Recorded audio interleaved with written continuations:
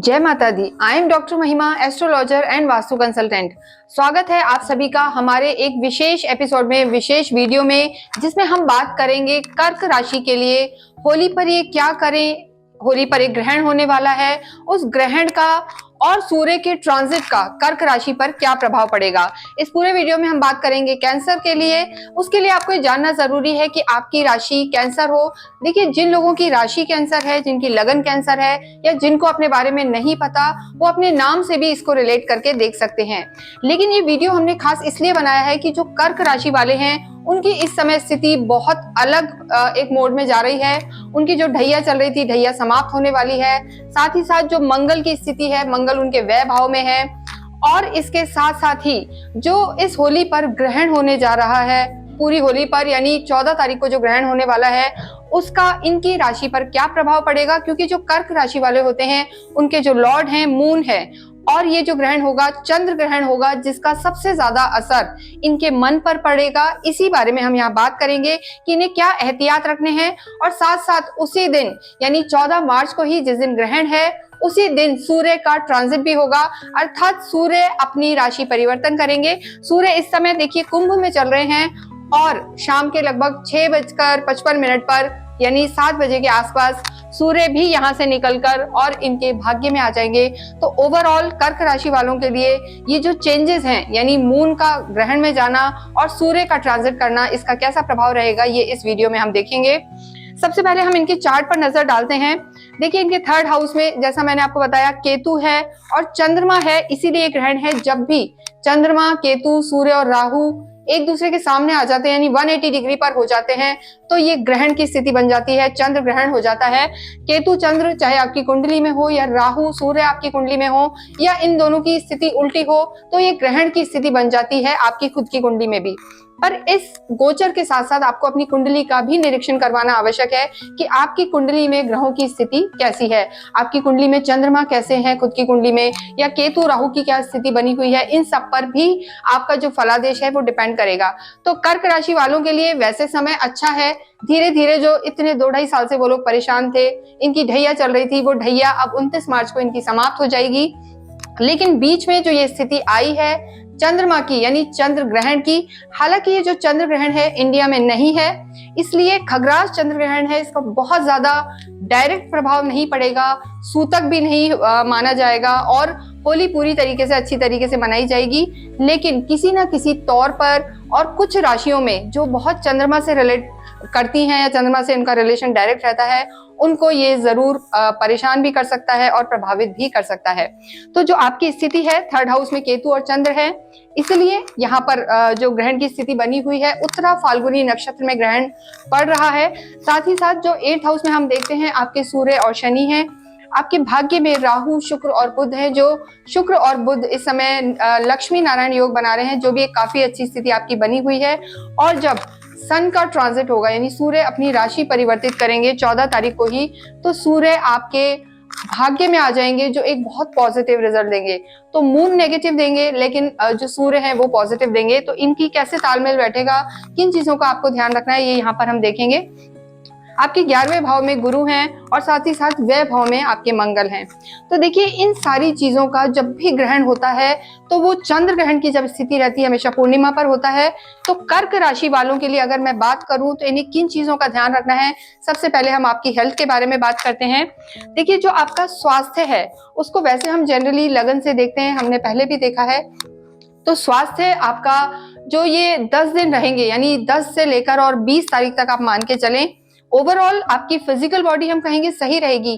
लेकिन चंद्र ग्रहण के कारण, क्योंकि आपके लॉर्ड ही मून होते हैं और वो केतु के इस समय संपर्क में रहेंगे 14 तारीख को जब ग्रहण पड़ेगा, तो कहीं ना कहीं आपकी मन स्थिति बहुत अजीब रह सकती है। मन से आप एकदम लो फील कर सकते हैं, एंग्जाइटी रह सकती है, डिप्रेशन रह सकता है कर्क राशि वालों को। तो इस चीज का इन्हें विशेष ध्यान रखना है कम से कम 10 दिन, कि अगर इनका मन विचलित हो रहा है कुछ है, तो ये कोशिश करें अपनी विल पावर बढ़ाएं या पूजा पाठ करें, साधना करें, तो इस चीज से इनको फर्क पड़ेगा। साथ ही साथ अगर वो होली पर रंग खेलने भी जाते हैं या कुछ करते हैं या किसी तरीके से ड्राइविंग के लिए जाते हैं, तो उस चीज में भी ये थोड़ा सा केयरफुल रहें, चोट लगने का भी इनको भय हो सकता है। तो एक तो ये चीज रहेगी। साथ ही साथ देखिए, जब भी चंद्र ग्रहण होता है और आपकी जो स्थिति बनी हुई है उसमें कहीं ना कहीं चंद्रमा हमारी भावनाओं का भी कारक होता है और आपकी जो माँ है उनके भी स्वास्थ्य पर असर डाल सकता है। तो कर्क राशि वालों को इस चीज का बहुत ध्यान रखना है कि आपकी माता की सेहत अच्छी रहे, माता से आपकी बोलचाल अच्छी रहे, उनसे आप वाद विवाद में ना उलझें, इस चीज का आपको बहुत ज्यादा ध्यान रखना है। बात अगर हम करें आपके रिलेशनशिप को, तो इसमें भी आपको एक चीज का ध्यान रखना है कि वाद विवाद में आपको बिल्कुल नहीं फंसना है और हेल्थ का ध्यान रखना है। देखिए जब भी ग्रहण आता है तो एक चीज मैं आपको बताना चाहती हूँ कि कोई भी स्थिति हो, कहीं ना कहीं अपयश की भी स्थिति बनती है। तो कर्क राशि को इस चीज का भी ध्यान रखना है कि डीफेम ना हो, या कहीं आपने पिछले कुछ सालों में कोई गलतियां की हैं, जैसे आपकी ढैया चल रही थी, तो उस स्थिति में भी आपको कोई ब्लैकमेल ना करे, आपसे कोई त्रुटि हो गई है, जैसे आजकल हम देखते हैं फोटोज खिंच गई हैं या कुछ भी गलत हो गया है, तो वो भी कहीं खुलने का इस समय मौका रहता है। कोई आपको ब्लैकमेल कर सकता है या कहीं गलत साइन हो गए हैं, तो वो चीजें भी आपकी ओपन हो सकती हैं। तो अपयश ना हो, चीजों में आपका एक मान सम्मान बरकरार रहे, डीफेम ना हो, इस चीज का कर्क राशि वालों को 10 से 15 दिन बहुत ज्यादा ध्यान रखना है। आगे हम आपको बताएंगे कि आपको क्या रेमेडीज करनी है जिससे आप ग्रहण पे या होली पर आपको क्या करना है जिससे आप डीफेम आपका ना हो, या आपका स्वास्थ्य अच्छा रहे, या मानसिक स्थिति आपकी अच्छी बनी रहे।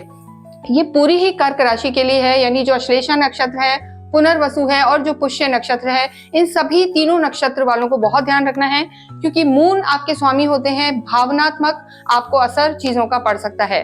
अगर हम धन की स्थिति देखें तो देखिए सूर्य भी ट्रांजिट कर रहे हैं। सूर्य इस समय आपके 8th हाउस में है और यहाँ से निकलकर वो भाग्य में चले जाएंगे।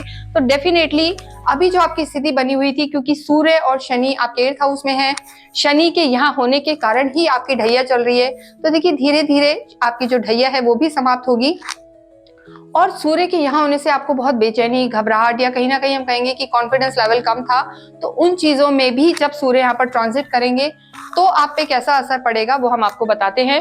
देखिए हेल्थ का तो मून के कारण आपको ध्यान रखना है, लेकिन सूर्य के अगर आधार पर देखें तो सूर्य आपको कहीं ना कहीं आत्मविश्वास देंगे, सूर्य आपको कॉन्फिडेंस देंगे, और सूर्य की जो दृष्टि रहेगी वो आपके देखिए 2nd हाउस पर भी और 3rd हाउस पर भी कहीं ना कहीं उसका प्रभाव रहेगा।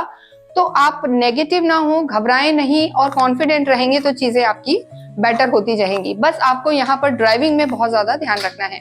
नेक्स्ट हम बात करते हैं आपके लव एंड रिलेशनशिप की। देखिए जो पंचम हाउस होता है, यानी 5th हाउस से हमेशा लव लाइफ देखी जाती है।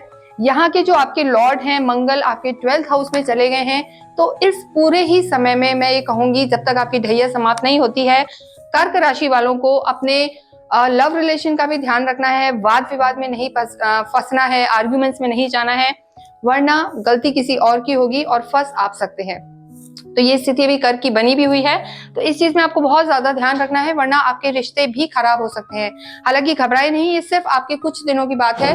29 मार्च के बाद चीजों में कहीं ना कहीं परिवर्तन डेफिनेटली आपके आएगा। नेक्स्ट हम देखते हैं मैरिज को लेके। देखिए जो आपका हम विवाह का इस समय योग देख रहे हैं, आपके यहाँ के स्वामी शनि हैं और वो इस समय 8th हाउस में है।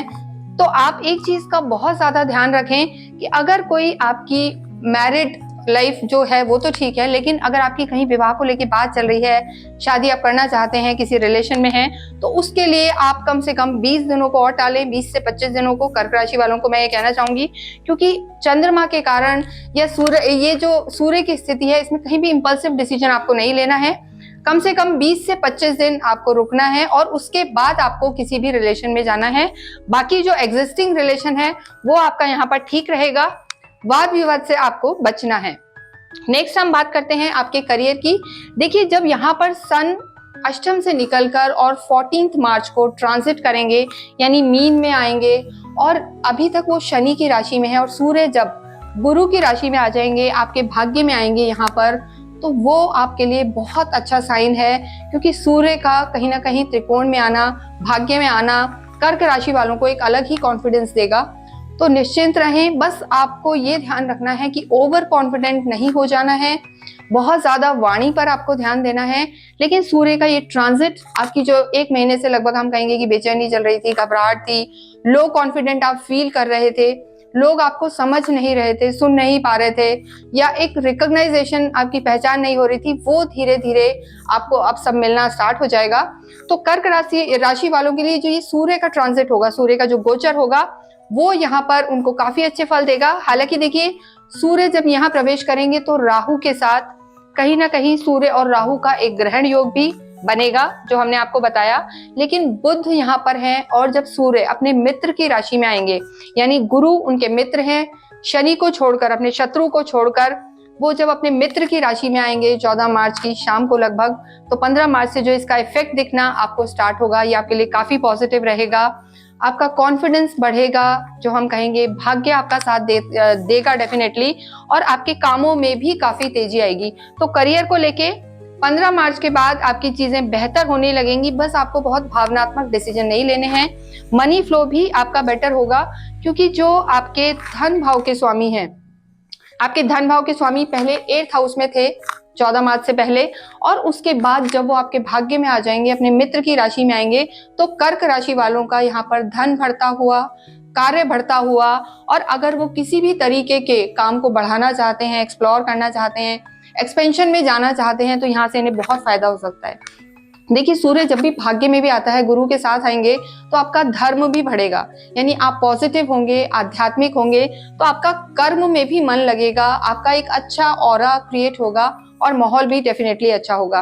तो धन बढ़ेगा, इसके साथ साथ ही जो एक काम का आपका पैटर्न है वो भी काफी चेंज होगा। तो कर्क राशि वाले अब निश्चिंत रहें, 2-2.5 महीने से, 2-2.5 साल से भी रादर मैं जो कहूंगी, अभी सूर्य का तो ट्रांजिट कम समय के लिए था, लेकिन जो ये 2-2.5 साल से शनि के मारे परेशान थे, और अभी 1 महीने से जो सूर्य और शनि की युक्ति बनी हुई थी वो भी अब ब्रेक होगी। तो सूर्य जब यहाँ से निकलेंगे तो डेफिनेटली आपको बहुत ज्यादा फायदा देंगे, आपका ऑरा और कॉन्फिडेंस बढ़ेगा। इसके साथ साथ ही आपकी जो हम नेक्स्ट बात करते हैं स्टूडेंट्स के लिए, करियर की जो हम बात करते हैं, देखिए हालांकि आपके जो 5th हाउस के लॉर्ड हैं मंगल, वो जरूर आपके थोड़े से नेगेटिव प्लेस पे हैं, लेकिन इस समय जब सूर्य का ट्रांजिट होगा और जो गुरु की दृष्टि यहाँ पर पड़ेगी, तो विद्यार्थियों के लिए भी ये समय अच्छा रहेगा। देखिए, जिन लोगों की कुंडली में गुरु अच्छे हैं उनके लिए डेफिनेटली ना तो ये होली का जो ग्रहण है बहुत ज्यादा असर कर पाएगा, और ना ही जो आपके कुछ ग्रह हैं, राहु केतु नेगेटिव हैं, वो भी आप पर बहुत ज्यादा नेगेटिव प्रभाव नहीं डाल पाएंगे। तो अगर आप चाहते हैं कि पूरा आपको फलादेश प्राप्त हो, तो अपनी कुंडली का निरीक्षण जरूर आप एक विशेषज्ञ से कराएं। आप चाहें तो हमें भी ये भेज सकते हैं, और हमारे नंबर्स यहाँ पर डिस्क्रिप्शन बॉक्स में दिए हुए हैं। लेकिन आपको ये जानना जरूरी है कि गुरु की दृष्टि कहाँ कहाँ है। देखिए, गुरु की दृष्टि आपके 3rd हाउस पर पड़ेगी, आपके सुख भाव में पड़ेगी, और गुरु की दृष्टि आपके संतान पर भी पड़ेगी। तो कहीं ना कहीं जो आपकी लव लाइफ है, क्योंकि 5th हाउस से ही हम प्रेम भी देखते हैं, संतान भी देखते हैं, एजुकेशन भी देखते हैं, तो पूरा इस घर पर जो गुरु की अच्छी दृष्टि पड़ेगी तो ये आपको बहुत चीजों से उभारेगी। तो कर्क राशि वालों का समय अब बदल रहा है धीरे धीरे, क्योंकि गुरु भी आगे अतिचारी होंगे, स्पीड पकड़ेंगे, फास्ट होंगे, तो आपका अब समय धीरे धीरे बेटर होता जाएगा। कुछ ही समय रह गया है, मान लीजिए कि पूरा सांप निकल गया है और एक पूछ रह गई है, तो आप निश्चिंत रहें। इसके साथ साथ हम बात करते हैं स्पिरिचुअलिटी के लिए। देखिए, आध्यात्मिक होना बहुत जरूरी है, और जो गुरु आपके मित्र ही होते हैं, यानी आपके खुद के लॉर्ड हैं चंद्रमा, और गुरु उनके बहुत अच्छे मित्र हैं। जब भी गुरु और चंद्रमा का संयोग होता है तो गज केसरी योग बनता है। तो हर हालत में मैं कर्क राशि वालों के लिए कहना चाहती हूँ कि आध्यात्मिक तो आप रहें, आप होते भी हैं, और जितना आपकी कुंडली में गुरु बलवान होगा उतनी ही आपके घर पे धार्मिक अनुष्ठान होंगे, धार्मिक यात्राएं भी हो सकती हैं। तो ओवरऑल इस पूरे चीज का, यानी सूर्य के ट्रांजिट का, आपको बहुत बेटर परिणाम मिलेगा। इसके साथ साथ ही भाग्य को भी अगर हम देखते हैं, तो देखिए, जो ये ओवरऑल आपकी स्थिति रहेगी 14 मार्च के शाम के लगभग 7 बजे से जो सूर्य कुंभ को छोड़कर और मीन में प्रवेश करेंगे, तो यहाँ पर पहले ही बुध, शुक्र, राहु विराजमान हैं, और जब सूर्य भी आ जाएंगे तो डेफिनेटली आपका भाग्य बलवान होगा। ग्रहण का कुछ समय के लिए जरूर आप पर प्रभाव पड़ेगा, लेकिन आपका भाग्य बहुत बली होगा, भाग्य स्ट्रांग होगा, और जो बहुत समय से आपके काम कुछ अटक रहे थे वो भी स्पीड अप होंगे, चीजें आपकी बढ़ेंगी। लेकिन ग्रहण है, ग्रहण योग है, तो कुछ चीजों का आपको ध्यान रखना अति आवश्यक है। एक तो देखिए माता की जो स्थिति है उनको आपको संभालना है, लेकिन पिता से आपके संबंध बेटर होंगे। पिता के लिए ये योग बहुत ज्यादा अच्छा है, सूर्य का आपके भाग्य में आना, तो भाग्य आपका स्ट्रांग होगा। सीधे सूर्य की दृष्टि आपके पराक्रम पे भी पड़ेगी, तो कॉन्फिडेंट आप रहेंगे। फादर से संबंध अच्छे होंगे, अपने जो बॉसेस हैं उनसे संबंध अच्छे होंगे। तो कर्क राशि वालों को होली पर देखिए, एक तो विशेष चीज है कि जिस दिन होली दहन होता है, होली का दहन होता है, वो 13 तारीख को होगा। तो आप लोगों के जीवन में जिस भी तरीके की नेगेटिविटी है, परेशानी है, क्योंकि इन दिनों में जैसे होलाष्टक प्रारंभ हो गए हैं, तो इन दिनों में बहुत नेगेटिविटी की जाती है, ब्लैक मैजिक होता है, तंत्र साधनाएं होती हैं। तो अगर किसी व्यक्ति को लगता है कि उन पर किसी भी तरीके की नेगेटिविटी है, कर्क राशि वाले अगर हैं, तो वो होलिका दहन में अवश्य ही कुछ चावल ले और अपने सिर पे से यानी एंटी क्लॉकवाइज 5-7 टाइम्स उनको उतारें और उसके बाद वो होलिका दहन में अवश्य डालें। इससे इनका मन बहुत स्ट्रांग होगा, जो नेगेटिविटी है वो दूर होगी। साथ ही साथ आपको एक और विशेष चीज करनी है कि जिस दिन होली है उस दिन आप जरूर सुबह उठकर जो थोड़ा सा गुलाल है अपने ईशान कोण में डालें और अपने ईष्ट को याद करें। इससे भी आपको काफी फायदा होगा। साथ ही साथ क्योंकि आपके लॉर्ड चंद्रमा है और आपका मन खराब ना हो, तीनों नक्षत्रों पर भी प्रभाव पड़ेगा, तो आप अवश्य ही शिव जी की आराधना करें, शिव परिवार पर जल चढ़ाएं। अगर हो पाए तो उसमें कच्चा दूध भी अवश्य डालें और ओम नमः शिवाय चैंट करते रहें। तो ये होलाष्टक की कोई नेगेटिविटी है या आपके जीवन में किसी भी तरीके की नेगेटिविटी है तो ये अवश्य ही दूर होगी। इसके साथ ही अगर आपकी कोई क्वेरीज हैं, आप हमसे कुछ पूछना चाहते हैं, तो आपसे हमसे संपर्क कर सकते हैं। लेकिन होली को अच्छे से बनाएं, बस अपने स्वास्थ्य का ध्यान रखें, अपनी माता का हेल्थ का ध्यान रखें और फादर से सूर्य के जो गोचर हो रहा है, सूर्य का जो राशि परिवर्तन है, उससे आपको आपके कॉन्फिडेंस बहुत बढ़ेगा और फादर से आपके संबंध अच्छे होंगे। इसके अतिरिक्त अगर आपकी कोई क्वेरी है तो आप हमें मैसेज कर सकते हैं। इसके साथ ही इस वीडियो को मैं यहीं विराम देती हूँ। Wish you a very happy Holi. Thank you.